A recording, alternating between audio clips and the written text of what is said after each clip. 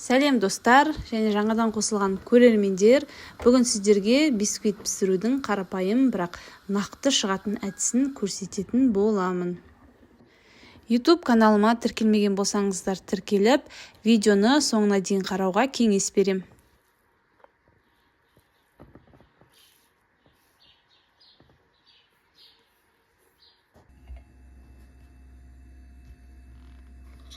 Алдымен бізге керек заттар жұмыртқа, шекер, ұн және разрыхлитель. Описание бөліміне қанша граммнан керек болады, қажет болады, соның барлығын жазып кетемін. Келесі жұмыртқа араластыратын ыдысымыз және венчигіміз құп-құрғақ болуы қажет. Мен тағы да бір құрғатып сүртіп алып жатырмын.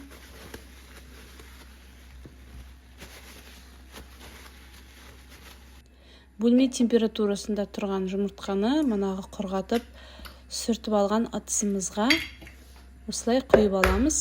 Кейін шекер қосып миксердің көмегімен жақсылап тұрып араластырамыз. Миксермен үзбей төменгі жылдамдықтан бастап, кейін жылдамдығын қосып отырып араластырамыз.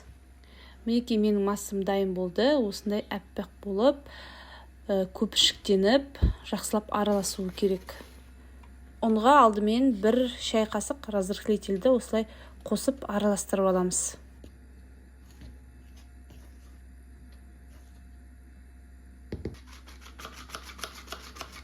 Ұнды міндетті түрде електен өткізіп, бірте-бірте бөліп қосып отырамыз.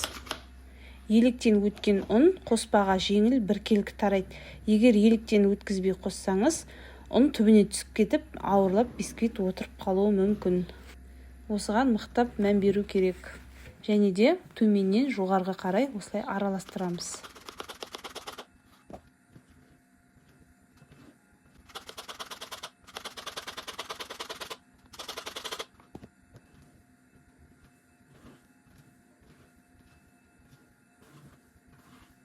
Формамызды дайындап аламыз. Кейін пешті алдын ала қыздырып 170 градусқа 30-35 минуттай пісіріп аламыз.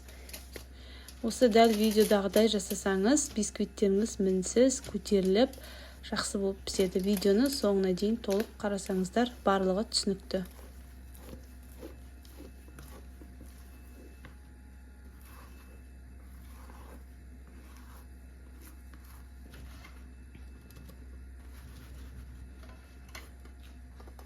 Мінекей бисквитіміз дайын болды. Пештен шыққаннан кейін бисквитті суытып барып кесеміз. Бірден кесуге болмайды, ысылай. Шамамен 40-45 минуттай тұру қажет. Басқа да торттарға қолдануға болады. Бір жасағаннан шығатын бисквитіміз дайын.